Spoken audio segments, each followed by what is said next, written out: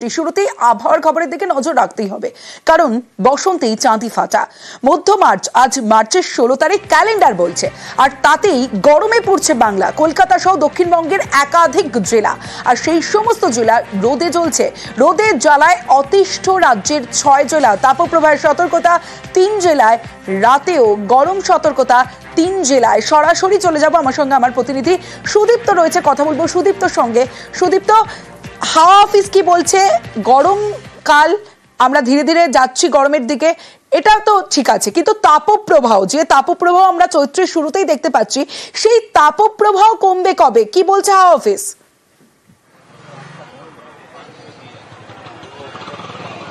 দেখো তমশ্রী, এই বাড়ন্ত বসন্তেই দহন জ্বালায় ভুগছে দক্ষিণবঙ্গের সমস্ত জেলার মতোই কলকাতাও। যেমন আবহাওয়া দপ্তর যেমনটা জানাচ্ছে যে এই কলকাতাতে আজকের তাপমাত্রা কিন্তু সর্বোচ্চ তাপমাত্রা 37 ডিগ্রি তাপমাত্রা ছিল, এবং সর্বনিম্ন তাপমাত্রা 26 ডিগ্রি ছিল, যা স্বাভাবিকের চেয়ে 4 ডিগ্রি বেশি, এবং 37 ডিগ্রি মানে স্বাভাবিকের চেয়ে প্রায় 5 ডিগ্রি বেশি। এবং এই যে কলকাতা শহরে কিন্তু এবং দক্ষিণবঙ্গের বেশ কয়েকটি জেলায় কিন্তু একেবারেই যে তাপপ্রবাহের সতর্কতা দিয়ে রাখা হয়েছে, অর্থাৎ যে সমস্ত জিনিসের কথা বলা হয়েছে, যে পর্যাপ্ত পরিমাণে জল খাওয়ার কথা বলা হয়েছে, প্রয়োজনের বাইরে না বেরোনোর কথা বলা হয়েছে, এবং একাধিক সতর্কতা কিন্তু দেওয়া হয়েছে। তুমি যদি দেখো যে এই মার্চের যে পরিসংখ্যান, মার্চের যে তালিকা যদি তুমি দেখো, তাহলে পরে কাকতালীয়ভাবে কলকাতায় এই তাপমাত্রা কিন্তু ঊর্ধ্বমুখী ছিল। 2012 সালের 29শে মার্চ যদি তুমি দেখো, তাহলে সেই তাপমাত্রা ছিল 38 ডিগ্রি তাপমাত্রা। 2013 সালের 26শে মার্চ যদি দেখো, তা ছিল 37 ডিগ্রি তাপমাত্রা। এবং একইভাবে 2021 সালে যদি তুমি দেখো, 2021 সালের 31শে মার্চ তা ছিল 39 ডিগ্রি। 2022 সালে যদি তুমি দেখো, 2022 সালের 28শে মার্চ তা ছিল একদমই 36 ডিগ্রি। এবং সর্বকালীন রেকর্ড 1941 সালের 23শে মার্চ 41.1 ডিগ্রি তাপমাত্রা ছিল, এবং 15ই মার্চ চলতি বছরে সেই তাপমাত্রা 37 ডিগ্রি রয়েছে।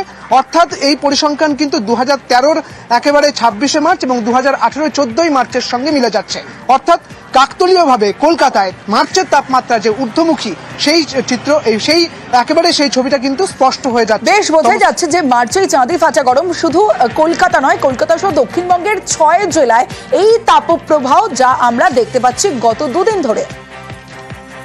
বাইরের পরিস্থিতি তো খুবই খারাপ, মানে গরমটা যেরকম হচ্ছে তো মনে হচ্ছে কি হবে বোঝা যাচ্ছে না, কিন্তু ম্যাক্সিমাম টেম্পারেচার মনে হচ্ছে 55-60 যাবে এই পড়বে। বাইরে বেরোনোর মতলব কি নিশ্চয়ই কিছু কাজ আছে বলে বাইরে বেরোচ্ছে লোক, কিন্তু গরম তো অনেক প্রচুর গরম। এখন মার্চ মাসে এইরকমই গরম পড়ে যাচ্ছে, তাহলে আগে কি হবে জানি না। আগামী 2 দিন এই হিটওয়েভটা থাকবে। এই যে কটা জেলাতে আমরা দিয়েছি অরেঞ্জ অ্যালার্ট জারি করেছি, ওয়েস্ট বর্ধমান, বাঁকুড়া এবং পুরুলিয়ার জন্য, এবং এই 3টি জেলাতে আমরা ওয়ার্ম নাইটেরও অ্যালার্ট দিয়েছি হিটওয়েভের সঙ্গে সঙ্গে। আর শুধু হিটওয়েভ দেওয়া হয়েছে ওয়েস্ট মিদনাপুর, ঝাড়গ্রাম এবং বীরভূমে। আর এর সঙ্গে আমরা দিয়েছি hot and humid south 24 Pargana এবং ইস্ট মিদনাপুরে। এবং দক্ষিণবঙ্গের বাকি সমস্ত জেলাই মানে যেগুলো হিটওয়েভের অ্যালার্ট নেই বা ওয়ার্ম নাইটের অ্যালার্ট নেই, সেই জেলাগুলোকেও বলা হচ্ছে যে তাপমাত্রা যথেষ্ট গরম থাকবে। 18 তারিখ থেকে আমরা আশা করছি যে তাপমাত্রাটা গ্র্যাজুয়ালি ফল করবে বাই 2 to 3 ডিগ্রি আরো 3 দিনের মধ্যে। কলকাতা সহ দক্ষিণবঙ্গ রোদে জ্বলছে। ইতিমধ্যে একাধিক জেলায় তাপপ্রবাহের সতর্কতা জারি করা হয়েছে, কিন্তু তার মাঝখানেই জেলার ছবিটা আপনাদের দেখাবো। দেখুন, বাঁকুড়ার ছবি দেখছেন, বিষ্ণুপুরের ছবি। খামখেয়ালি আবহাওয়া, আর এই আবহাওয়ায় বসন্তের চাঁদি ফাটার মধ্যেই চরম গরমের মধ্যে শিলাবৃষ্টি। বাঁকুড়ার বিষ্ণুপুরে শিলাবৃষ্টি, এবং সেই ছবি আপনাদের দেখাচ্ছি। শুধু বিষ্ণুপুরে নয়, জয়পুর সহ একাধিক জায়গায়, কতুলপুর, জয়পুর, বাঁকুড়ার একাধিক জায়গায় শিলাবৃষ্টি, বজ্র বিদ্যুৎ সহ বৃষ্টি বাঁকুড়াতে এবং পুরুলিয়াতেও। সেই ছবি আপনাদের দেখাবো। এই মুহূর্তে বাঁকুড়ার বিষ্ণুপুরের ছবিটা দেখাচ্ছি। সরাসরি চলে যাব, আমার প্রতিনিধি বাঁকুড়া থেকে রয়েছে দেবব্রত, কথা বলবো দেবব্রতর সঙ্গে। দেবব্রত, গতকাল যখন বাঁকুড়া থেকে বাঁকুড়ার ছবিটা আমরা দেখাচ্ছিলাম, সেখানে 40 ডিগ্রি ছুঁই তাপমাত্রা ছিল, আর কিছুক্ষণ মানে কয়েক ঘন্টার মধ্যে গতকালের পর আজ ছবিটা সম্পূর্ণ বদলে গেল শিলাবৃষ্টি। তাতে টেম্পারেচার কি কিছু পরিবর্তন হয়েছে এই বৃষ্টিতে? একদমই, দেখো অনেকটাই শীতল হয়েছে। যেমনটা তুমি বললে, গতকালকে 39.9 ডিগ্রি সেলসিয়াস তাপমাত্রা ছিল, অর্থাৎ চরম রোদ। আজ ভোরের দিকেও কিন্তু ব্যাপক কুয়াশা ছিল, দৃশ্যমানতা কমেছিল, তারপরেই চড়া রোদ। দিনভর কিন্তু আজ সর্বনিম্ন তাপমাত্রা ছিল প্রায় 38 ডিগ্রি সেলসিয়াসের ঘরে। দুপুর গড়িয়ে যখন বিকেল শুরু হয়, তখনও ব্যাপক ভ্যাপসা গরম, মানুষ একটু স্বস্তি চাইছিল। ঠিক বিকেল 4টে তখন কালো মেঘে অন্ধকার চারিদিক, তারপরেই শুরু হয় দমকা হাওয়া, সাথে বৃষ্টিপাত। কিছুক্ষণের মধ্যেই হয় শিলাবৃষ্টি। বিষ্ণুপুরে যেমনটা শিলাবৃষ্টি হয়েছে, পাশাপাশি জয়পুর ও কতুলপুরে ব্যাপক পরিমাণে শিলাবৃষ্টি হয়েছে। রাস্তার উপর পুরু হয়ে গেছে পাথরে অর্থাৎ শিলায়, যে কারণে সাদা হয়েছে। কৃষকরা মনে করছে তাদের ব্যাপক চাষের ক্ষতি হবে। বিভিন্ন চাষ রয়েছে, ঘরবাড়ি বেশ কিছু ক্ষতিগ্রস্ত হয়েছে, কারণ বিপুল পরিমাণে শিলাবৃষ্টি হয়েছে, বজ্র বিদ্যুৎ হয়েছে। আবহাওয়ার যে খামখেয়ালিপানা, তাতে সকাল থেকে গরম থাকলেও এখন কিছুটা স্বস্তি মিললেও কিন্তু ক্ষতির আশঙ্কাটা অনেকটাই বোঝা যাচ্ছে। বাঁকুড়া বিষ্ণুপুরের একাধিক জায়গায় শিলাবৃষ্টিতে ক্ষতি হচ্ছে, কৃষিতে অনেক বাড়িঘরও ভেঙেছে যেমনটা জানাচ্ছে। অন্যদিকে দক্ষিণে যখন হাঁসফাঁস অবস্থা, উত্তরে তখন মেঘলা আকাশ। দেখুন, উত্তরে মেঘলা আকাশ, হাঁসফাঁসের মধ্যে দক্ষিণবঙ্গে যখন হাঁসফাঁস অবস্থা, যখন তাপপ্রবাহের সতর্কতা জারি করা হয়েছে, তখন উত্তরের সকাল থেকেই মেঘলা আকাশ। কেমন আবহাওয়া সেখানে, মেঘলা আকাশ, তার সঙ্গে টেম্পারেচার কেমন, পাহাড়ে কি পরিস্থিতি জানাবে, সরাসরি চলে যাব। পার্থ প্রতিম রয়েছে আমার সঙ্গে। পার্থ,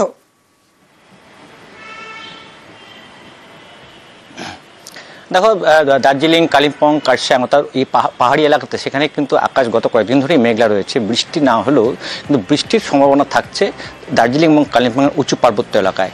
তাপমাত্রা দার্জিলিংয়ে রয়েছে 7 থেকে 8 ডিগ্রি আশপাশে, সকালের দিকে বেলা বাড়ার সঙ্গে সঙ্গে খানিকটা তাপমাত্রা বাড়লেও আবারও কিন্তু বিকেলের পর থেকে তাপমাত্রা সেই 6-7 ডিগ্রিতে নেমে আসছে।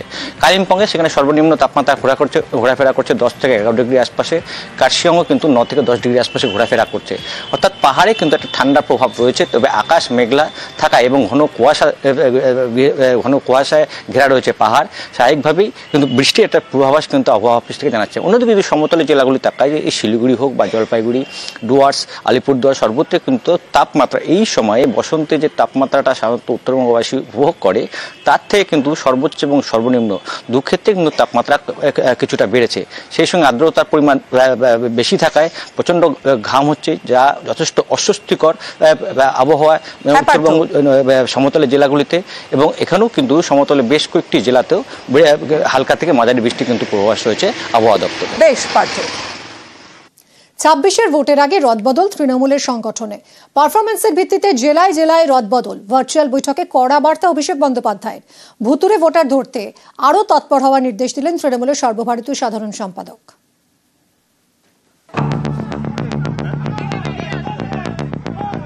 পাখির চোখ 26-এর বিধানসভা ভোট, তার আগে শনিবার ভার্চুয়াল বৈঠকে অভিষেক বন্দ্যোপাধ্যায়। বিধানসভা ভোটের আগে সাংগঠনিক রদবদলের বার্তা দিলেন তৃণমূলের সর্বভারতীয় সাধারণ সম্পাদক। এদিন বৈঠকে অভিষেক বলেন, 24-এর ভোটে যেসব বিধানসভা কেন্দ্রের 70% বুথে তৃণমূল পিছিয়ে, সেখানকার বুথ এবং অঞ্চল সভাপতি বদল করা হবে। আগে জেলা স্তরে বদল হবে, তারপরে বাকি বদল হবে। পারফরমেন্সের ভিত্তিতেই সংগঠনে রদবদল হবে। 26-এ ভোটের আগে তৃণমূলের আতস কাছে 24-এর অঙ্ক।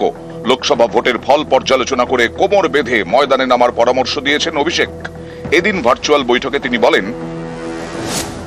21 এবং 24-এর ভোটে তৃণমূল হেরেছে এমন বুথে বেশি করে নজর দিতে হবে।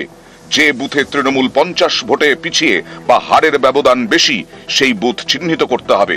বিপুল সামাজিক পরিষেবা পাওয়ার পরেও হারার কারণ কি, সেই কারণ খুঁজে ওই বুথের বাড়ি বাড়ি গিয়ে প্রচার করতে হবে। ভোটার তালিকায় কারচুপির ভুরি ভুরি অভিযোগ, এ নিয়ে আগেই সরব হন তৃণমূল নেত্রী মমতা বন্দ্যোপাধ্যায়। এরপরেই বাড়ি বাড়ি গিয়ে ভোটার তালিকা যাচাই তৃণমূলের নেতাকর্মীরা। এবার তা নিয়েই কড়া বার্তা দিলেন অভিষেক বন্দ্যোপাধ্যায়। 5 দিনের মধ্যে ভোটার লিস্ট যাচাইয়ের জন্য কমিটি তৈরি করবেন জেলা সভাপতিরা। জেলা সভাপতি ও চেয়ারম্যান, পঞ্চায়েত সমিতির সভাপতি, সহসভাপতি, জেলা পরিষদ সভাধিপতি, কর্মাধ্যক্ষ, কাউন্সিলর, পুরপ্রধানদের নিয়ে তৈরি হবে কমিটি। জেলা স্তরের পাশাপাশি ব্লক এবং টাউনেও কমিটি তৈরি হবে। 21 থেকে 27 মার্চের মধ্যে ব্লক এবং টাউন কমিটি তৈরি করতে হবে। ভুয়ো ভোটার মনে হলে সঙ্গে সঙ্গে আলোচনা করে পদক্ষেপ নিতে হবে, নাম বাদ দিতে হবে। কমিটির সদস্যরা সারা বছর ভোটার তালিকা যাচাইয়ের কাজ করবেন। সারা বছর ভোটের কাজ করার জন্য ব্লক ইলেকটোরাল রোল সুপারভাইজার তৈরি করা হবে। ব্লক, অঞ্চল, ওয়ার্ডে ইলেকটোরাল রোলের কাজ হবে। এটা প্রশাসনিক পদ নয়, দলের পদ। গত মাস থেকে ভোটার তালিকায় বাড়তি নজর দিয়েছে তৃণমূল। তাদের অভিযোগ, ভোটার তালিকায় কারচুপি করে মহারাষ্ট্র এবং দিল্লি বিধানসভা ভোটে জিতেছে বিজেপি। সেই প্রসঙ্গ টেনে এদিন অভিষেক বলেন, অরবিন্দ কেজরিওয়াল 4000 ভোটে হেরেছেন। তার বিধানসভা কেন্দ্রে 35,000 ভোটারের নাম বাদ গেছিল। বিষয়টি ভোটের পরে আম আদমি পার্টির নজরে আসে। তৃণমূল সেই কারচুপি ধরে ফেলেছে। বাংলায় 25 লক্ষ ভোটারের নাম বাদ দিয়ে নতুন 25 লক্ষ নাম যোগ করার ছক কষেছে বিজেপি। ভারতের গণতন্ত্র অবরুদ্ধ, নির্বাচন কমিশনের সঙ্গে যোগসাজশে বাংলার ভোটারদের ভোটাধিকার থেকে বঞ্চিত করার ষড়যন্ত্র করেছে বিজেপি। আমরা এই পরিকল্পনা সফল হতে দেব না। বাংলা লড়বে, বাংলা জিতবে। জনপ্রতিনিধিদেরকে আরো একবার সাধারণ মানুষের কাছে গিয়ে মানুষের চাহিদা বুঝে নিয়ে জনসংযোগ করার উপায় বা ঠিক কি কাজ করতে হবে সেই বার্তাই সাংগঠনিক বৈঠকে দিয়ে রাখলেন অভিষেক বন্দ্যোপাধ্যায়। ক্যামেরা সুব্রত জানার সাথে আবির ঘোষাল, নিউজ 18 বাংলা, কলকাতা।